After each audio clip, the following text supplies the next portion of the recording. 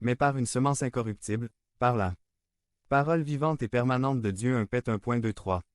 Imaginons qu'on allait dans une ville où personne ne connaissait l'Évangile.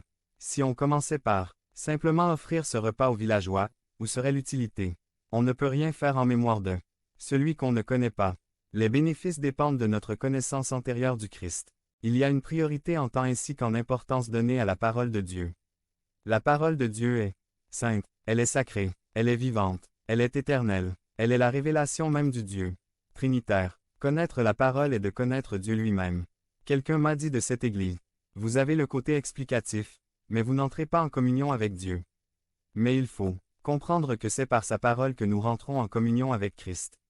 Le Saint-Esprit a soufflé, il a expiré, et voici le résultat. La parole de Dieu.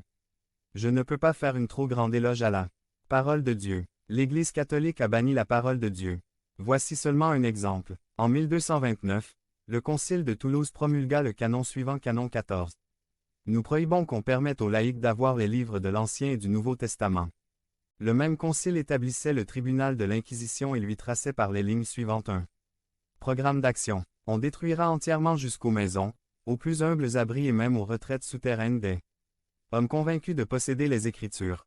On les poursuivra jusque dans les forêts et les antres de la terre. On punira sévèrement même quiconque leur donnera asile. 7. Nos pères dans la foi ont littéralement été brûlés vifs pour le seul crime de distribuer la parole de Dieu. Ici à Paris on brûlait les colporteurs avec leur Bible.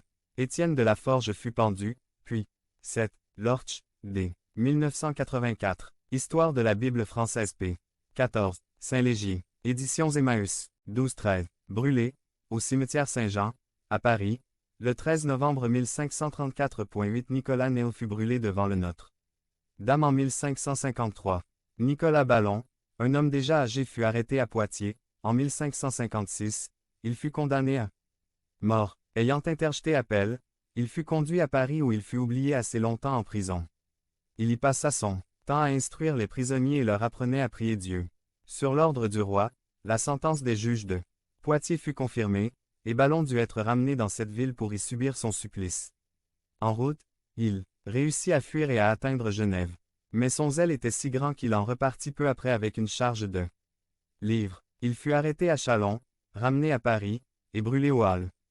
Son jeune serviteur, qui l'aidait dans son œuvre, fut aussi envoyé au bûcher quelques jours après. 9. Souvent on brûlait les Bibles en même temps que ceux qui les avaient distribuées. Étienne Pouillot fut brûlé, en place Maubert, avec une charge de livres sur les épaules.